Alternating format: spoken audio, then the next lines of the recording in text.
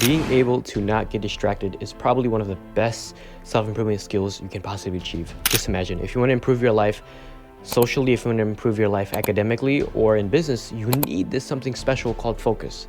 But the problem is, we're getting too distracted. There's apps running in the background, there's notifications running in the background, there's too many tabs open. It's just constant distraction everywhere. We're always thinking about something, we're always thinking about someone. But just know that in today's world, it's easy to get distracted. To save you guys time, I have actually done a 5-hour research, and what I learned is that there are so many techniques, so many ways to make our focus better if we implement them in our lives. So in today's video, we're going to go over 4 key mistakes that are ruining your focus and why you can't lock in. So without wasting time, let's start with number 1. You think you're the happiest when you have free time or you have nothing to do. But that mindset is so messed up because there has actually been a very famous study titled A Wandering Mind is an Unhappy Mind.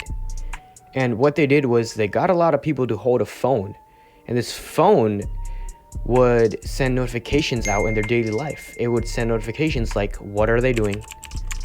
How are you feeling? And how happy are you? And they actually found out that if you were not focused on the thing that you are currently doing, you are genuinely unhappy. So for example, the least enjoyable part of your day or the least fun part of the day for your brain, right, would be when you're scrolling through your phone when you have nothing to do. Because if you think about it, no one is actually there super focused, right? Like even me, right? I'm not focused while I'm scrolling through my phone. No one is. But that is the least enjoyable time or the least enjoyable period of your life. That brings me to mistake number 2, not having a plan. This goes hand in hand with mistake number 1. I don't know why you don't have a plan. You have to ask yourself that. Having a plan is so important that you think with your little monkey brain, you can achieve this deep focus stage called the flow state, just like that. But you're wrong. You're completely wrong.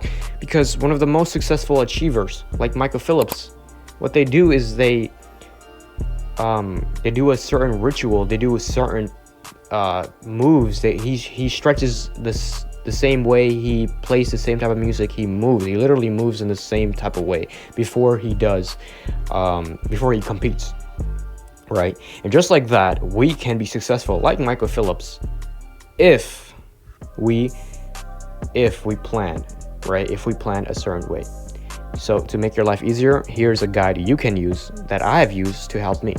And what you can do is you journal for 2 minutes, then you read for 2 minutes. What this does to your brain is it tells your brain, okay, we're slowly working, right?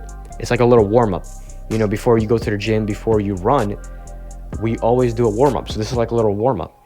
And if you think this is boring, right, I completely agree with that. If you think this is boring, what you can do is in your to-do list, you can write in blank time, I will do this.